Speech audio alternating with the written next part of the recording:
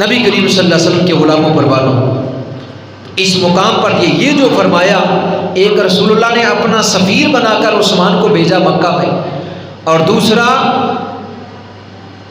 یہ مقام اور مرتبہ اور یہ عظمت ملی کہ جو اور کسی کو نہیں ملی، کہ رسول اللہ کا ہاتھ عثمان کا ہاتھ ہے، رسول اللہ کا ہاتھ عثمان کا ہاتھ ہے۔ جیسا کہ اللہ نے قرآن میں فرمایا ید اللہ فوق ایدیہم، اے محبوب یہ تمہارا ہاتھ نہیں، یہ میرا ہاتھ ہے۔ تو رسول عثمان کا ہاتھ مصطفیٰ کریم کا ہاتھ، مصطفیٰ کریم کا ہاتھ خدا کا دست پاک، تو یہ ہاتھ نہایت ہی مبارک اور عظمت والا ہے۔ اس لیے حضرت عثمان غنی نے فرمایا کہ میں اپنی ساری زندگی اس ہاتھ سے اپنی شرمگاہ کو نہیں چھوا۔ کمال ادب رسول اللہ کا ادب، کہ رسول اللہ نے فرمایا یہ ہاتھ عثمان کا ہاتھ ہے، تو آپ نے فرمایا ساری زندگی میں نے ادب مصطفیٰ میں اس ہاتھ سے اپنی شرمگاہ کو نہیں چھوا، کیونکہ یہ رسول اللہ نے فرمایا کہ وہ عثمان کا ہاتھ۔ حضرت عثمان غنی رضی اللہ تعالی عنہ، آپ کے ذریعے صلح حدیبیہ ہوا، آپ کی وجہ سے، اور مسلمان واپس ہوئے، لیکن ایک بڑی شاندار فتح کی خوشخبری اس موقع پر اللہ کی طرف سے دی جا چکی تھی، کہ وہ جو خوشخبری تھی وہ پھر یہ تھی کہ اسلام کو بڑا غلبہ ہوا اس صلح کی وجہ، جو اس صلح کی وجہ سے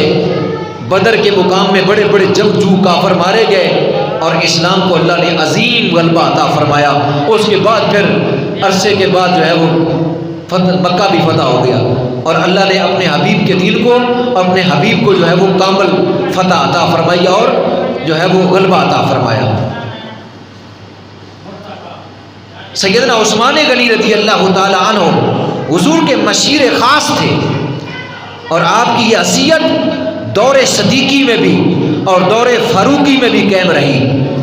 آپ سیدنا ابو بکر صدیق رضی اللہ تعالیٰ عنہ کے دور اور جناب سیدنا عمر فاروق کے دور میں آپ مجلس عشورہ جو بنائی جاتی تھی، تو اس میں جو مشورہ کیا مہاجرین و انصار سے جو مشورہ کیا جاتا، تو آپ کو بہت ہی زیادہ حیثیت نصیب ہوتی، آپ سے ہر بات میں مشورہ کیا جاتا تھا۔ یہ نہیں سیدنا ابو بکر صدیق اور سیدنا عمر فاروق کے دور خلافت میں آپ ان کے خاص مشیر تھے، اور جب بھی کوئی معاملہ پیش آتا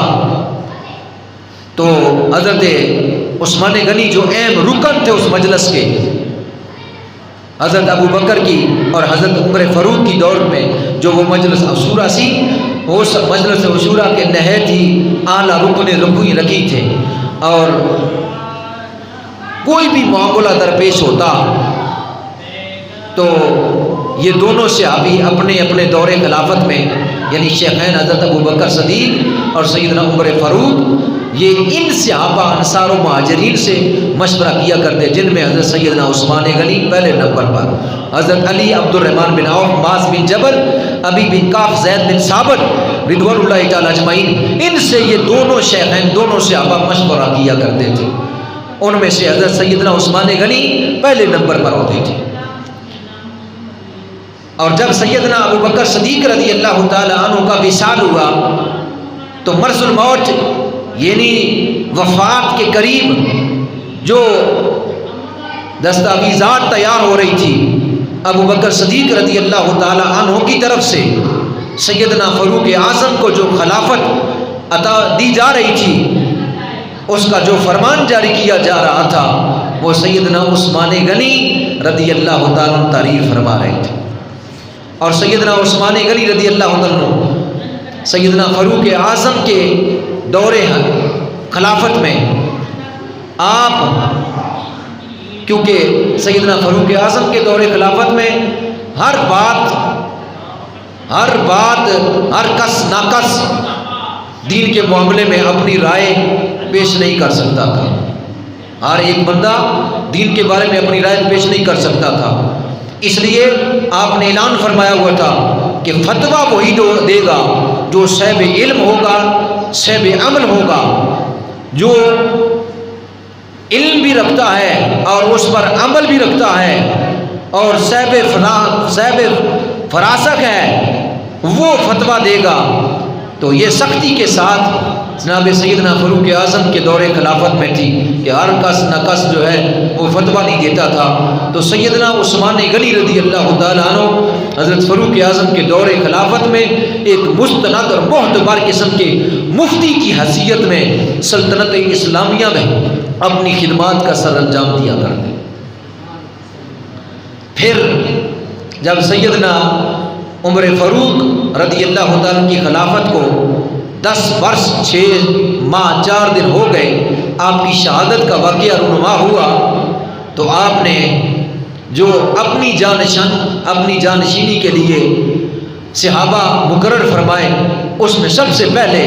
سیدنا عثمان غنی کا نامی اس میں گرامی تھا۔ سیدنا عثمان غنی، سیدنا علی مرتضیٰ، سعد بن ابی وقاص، عبد الرحمن بن عوف، طلحہ بن عبداللہ، سیدنا زبیر رضوان اللہ تعالیٰ اجمعین، یہ نام پیش کیے کہ میرے بعد ان میں سے جس کو چاہو جانشی کر لو۔ حضرت عبداللہ ابن عمر رضی اللہ تعالیٰ عنہ فرماتے کہ ہم رسول اللہ صلی اللہ علیہ وسلم کے زمانہ پاک میں کسی کو سیدنا ابو بکر صدیق کے برابر نہ سمجھتے تھے،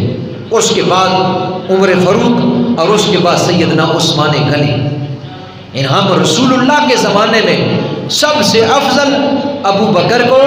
پھر اس کے بعد جناب عمر کو، پھر اس کے بعد جناب عثمان کو، پھر اس کے بعد باقی تمام صحابہ پر ہم بات چھوڑ دیتے، یعنی فضیلت میں سب سے زیادہ ہم رسول اللہ کے زمانے میں ہم اگر دیکھتے تو ابو بکر کو دیکھتے، پھر عمر کو دیکھتے، پھر عثمان کو دیکھتے۔ حضرت طلحہ بن عبداللہ رضی اللہ تعالیٰ عنہ فرماتے ہیں رسول اللہ صلی اللہ علیہ وسلم نے ارشاد فرمایا لِكُلِّ نَبِيٍّ رَفِيقٍ وَرَفِيقِي یعنی فِي الْجَنَّةِ عثمان، جامع ترمذی میں حدیث ہے۔ فرمایا رسول اللہ نے کہ ہر نبی کے لیے ایک رفیق ہوتا ہے، اور میرا رفیق یعنی جنت میں، میرا رفیق جنت میں عثمان ہے، میرا رفیق جنت میں عثمان ہے۔ جناب سیدنا عثمان غنی رضی اللہ تعالی عنہ،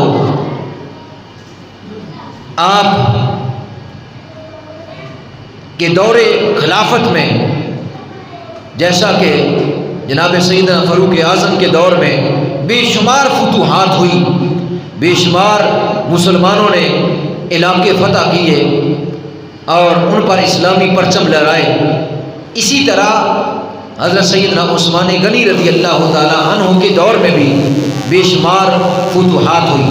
پہلی فتوحات کا آغاز دور عثمانی میں ہوا، بری فتوحات بہت سی دور عثمانی میں ہوئی، خراسان، طبرستان، بلخ، کرمان، کابل، یہ سارے دور عثمانی میں فتح ہوئے۔ حضرت سیدنا عثمان غنی رضی اللہ تعالیٰ عنہ رسول اللہ حد درجے سے آپ سے محبت فرماتے، جیسا کہ پچھلے جمعہ مبارک میں بیان رسول اللہ نے فرمایا اگر میری 40 بیٹیاں بھی ہوتی تو یکے بعد دیگر عثمان کے ساتھ نکاح کر دیتا۔ حضرت جابر فرماتے ہیں کہ ایک جنازہ اٹھا، رسول اللہ نے اس کا جنازہ نہ پڑھا، تو ہم نے پوچھا یا رسول اللہ آپ نے کبھی ایسا نہیں کیا کہ کسی مسلمان کا جنازہ ترک کیا ہو، اس شخص کا آپ نے جنازہ کیوں نہیں پڑھا؟ تو رسول اللہ نے فرمایا، جامع ترمذی میں حدیث ہے، فرمایا کہ یہ شخص میرے عثمان سے بغض کرتا تھا، یہ شخص مرنے والا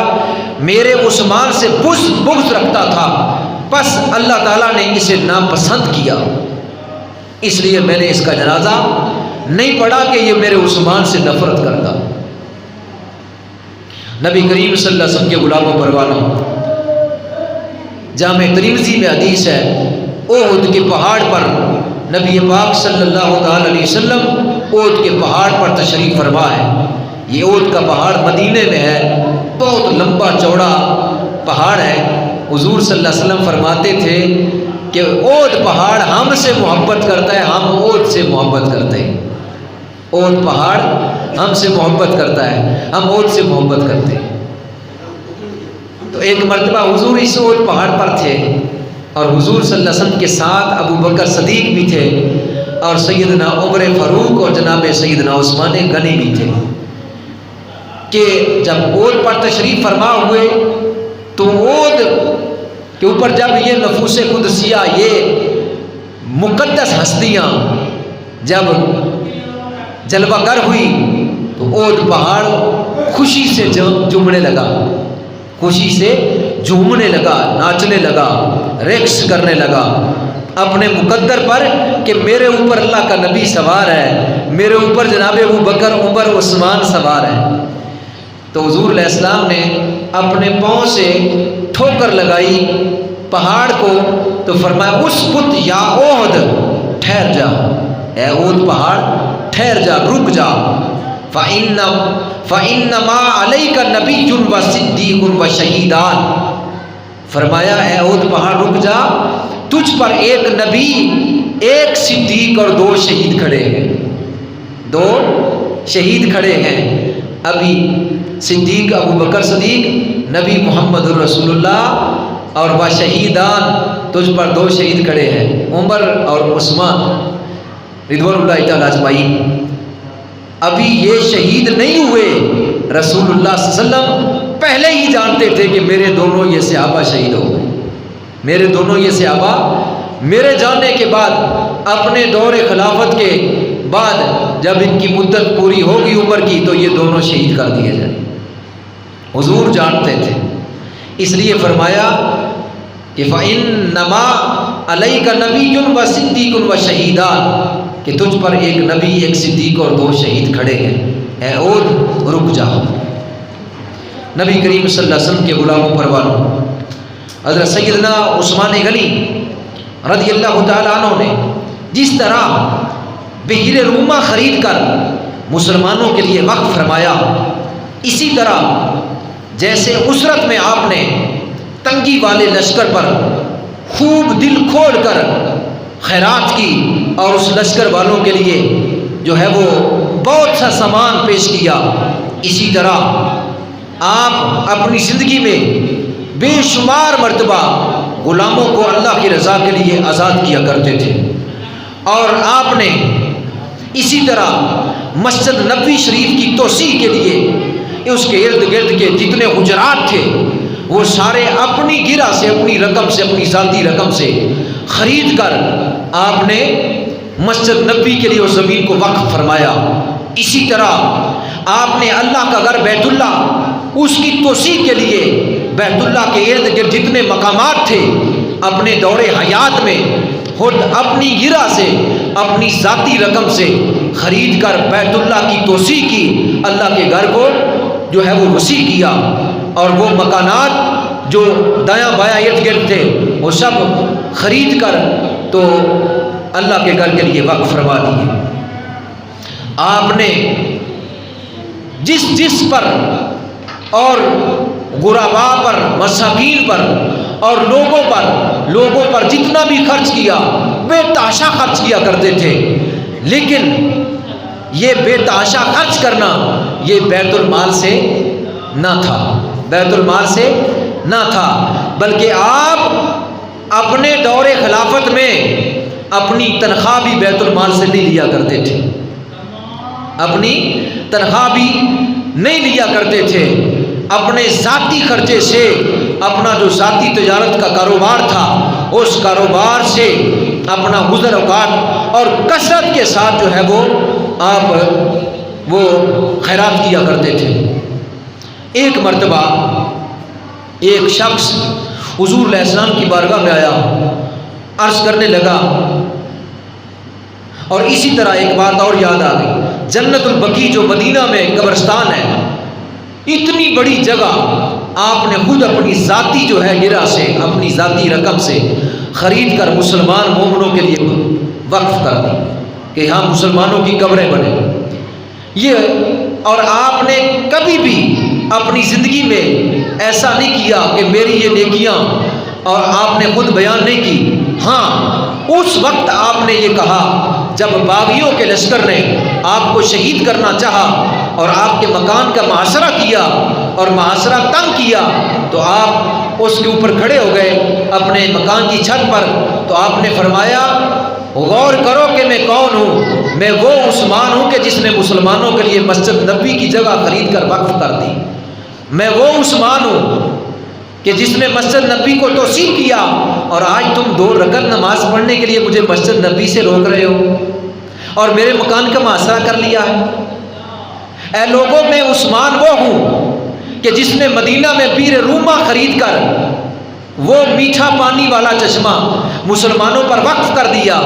اور تم مجھے ایک گھونٹ پانی بھی نہیں پینے دیتے اور میرا پانی بند کر دیا تم نے۔ اے لوگوں، میں وہ ہوں جس نے اپنی گرہ سے اللہ رسول کی رضا کے لیے جنت البقیع کی جگہ کو خرید کر مسلمانوں کے لیے وقف کر دیا، میں وہ عثمان ہوں۔ لیکن باغیوں نے آپ کی ان باتوں کی کوئی پرواہ نہ کی۔ نبی کریم صلی اللہ علیہ وسلم کے غلاموں پروانوں باغیوں نے محاصرہ تنگ کیا، حتیٰ کہ دمشق سے سیدنا امیر معاویہ رضی اللہ تعالی عنہ نے جو ہے وہ امدادی فوج بھیجی باغیوں کو نیست و نابود کرنے کے لیے، اور جناب عامر رضی اللہ تعالیٰ انہوں نے بھیجی، لیکن وہ فوج بر وقت نہ پہنچ سکی، اور باغیوں نے حضرت عثمان غنی کے مکان کا محاصرہ تنگ کر لیا، حتیٰ کہ آپ نے اپنی زوجہ کو فرمایا، حضرت لیلہ کو فرمایا، لیلہ مجھے رسول اللہ صلی اللہ علیہ وسلم خواب میں ملے ہیں، ابو بکر عمر ساتھ ہیں، اور مجھے رسول اللہ فرما رہے ہیں کہ عثمان آج شام کے وقت تم روزہ ہمارے پاس افطار کرو۔ تو میری زوجہ، میری شہادت کا وقت آ گیا ہے۔ آپ نے تیاری کی، تیاری فرمانے کے بعد قرآن کریم کو کھولا، فرمایا دروازے کو کھول دو، مجھے کسی کا ڈر نہیں، مجھے رسول اللہ نے بلایا۔ دروازے پر حسنین کریمین باقی صحابہ کے شہزادے پہرے کے لیے کھڑے تھے۔ باغیوں نے حملہ کیا، انہوں نے حملہ اس کا دفاع کیا، لیکن چند باغی جو ہے وہ دیواریں پھیلان کر حضرت عثمان غنی کے گھر میں داخل ہو گئے۔ آپ اس وقت قرآن کریم کی تلاوت فرما رہے تھے، تو آپ پر باغیوں نے حملہ کیا۔ تو جب کنانہ بن بشر نے آپ کی پیشانی پر لوہے کی سراخ زوردار ماری، جس سے خون کا ایک فوارہ نکلا، اور آپ کی زبان سے نکلا بسم اللہ توکلت علی اللہ۔ پھر سودان بن حمران نے ایک ضرب لگائی جس سے خون نکلا، پھر ایک اور صفاق ذلیل وہ آپ کے سینے پر چڑھ گیا، اور پھر پے در پے خنجر کے وار کیے، 9 زخم آپ کے سینے میں کر دیے۔ حضرت نیلہ جو آپ کی زوجہ تھی وہ درمیان میں آئی، روکا، ان کی 3 انگلیاں کٹ گئی اور وہ بھی زخمی ہو گئی۔ کہ اللہ کے پیارے نبی صلی اللہ علیہ وسلم کا نائب اور مشیر خاص اور تیسرا صحابی، داماد رسول اور اللہ کا پیارا بندہ اور نبی کا پیارا صحابی، اس وقت آپ کی روح کفر انصری سے پرواز کر رہی تھی، جس وقت آپ کی زبان پر قرآن کی آیت پہلے پارے کی آخری صفحے کی فَسَيَكْفِيكَهُمُ اللَّهُ وَهُوَ السَّمِيعُ الْعَلِيمُ، اس پر قرآن کریم کی اس آیت پر آپ کا خون مبارک گر رہا تھا۔ آپ کی جو ہے وہ روح مبارک 18 ذو الحج بوقت عصر جمعۃ المبارک والے دن آپ کی روح کفر انصری سے پرواز کر رہی تھی، اور وہ خون وہ اس قرآن کی آیت پر گر رہا تھا، جو قیامت کے روز بھی اگر کسی کی شہادت ہوتی ہے تو کوئی نہ کوئی گواہ ہوتا ہے، لیکن عثمان کی گواہی اللہ کے حضور شہادت کی گواہی دینے والا اللہ کا قرآن ہوگا۔ آپ ہی جامع القرآن ہے، آپ نے ہی قرآن کو جمع کیا اور قرآن کے جو ہے وہ کتابی شکل میں دے کر نسخے بنا کر کئی ملکوں میں پھیلائے، آپ کو جامع القرآن کہتے ہیں۔ تو قرآن ہی قیامت والے دن آپ کی شہادت کی گواہی دے گا۔ جناب سیدنا عثمان غنی رضی اللہ تعالی عنہ نہایت ہی عظمت اور بزرگی کے مالک تھے۔ سب سے پہلے حضرت سیدنا ابو بکر صدیق، دوسرے نمبر پر سیدنا عمر فاروق رضی اللہ تعالی، تیسرے نمبر پر حضرت عثمان غنی، رضی اللہ تعالیٰ، چوتھے نمبر پر حضرت علی المرتضیٰ شیر خدا۔ یہ 4 نبی کے خلفاء تھے، خلفائے راشدین، جو نبی کریم صلی اللہ علیہ وسلم کے یہ 4 جو تھے وہ خاص الخاص بشیر تھے۔ اور اس کے بعد باقی جتنے بھی صحابہ ہیں 1,24,000 یا کم و بیش جتنے بھی صحابہ گزرے گئے، وہ سب کے سب وہ آسمان پر ستاروں کی مانند ہے۔ رسول اللہ نے فرمایا میرے صحابہ ان کے بارے میں تم اللہ سے ڈرو، میرے صحابہ کے بارے میں تم اللہ سے ڈرو۔ اگر تم ساری زندگی سونا بھی خیرات کر ڈالو اور ساری جو ہے وہ زمین جتنا سونا بھی خیرات کر ڈالو اور پہاڑ کے برابر بھی سونا خیرات کر ڈالو، میرا صحابی اگر جو مٹھی خیرات کر دے تو اس کا جو مٹھی خیرات کرنا تمہارے سونا خیرات کرنے سے زیادہ۔ تو اب وقت ہو چکا ہے، کیونکہ 2 بجے جمعۃ المبارک کی جماعت کا اعلان کیا تھا، تو اس لیے اسی پر میں اپنے بیان کو ختم کرتا ہوں۔ اللہ کی بارگاہ میں دعا ہے اللہ ہمیں اپنے حبیب کی محبت، اپنے حبیب کے خلفاء کی محبت نصیب فرمائے، آمین وما علیہ الا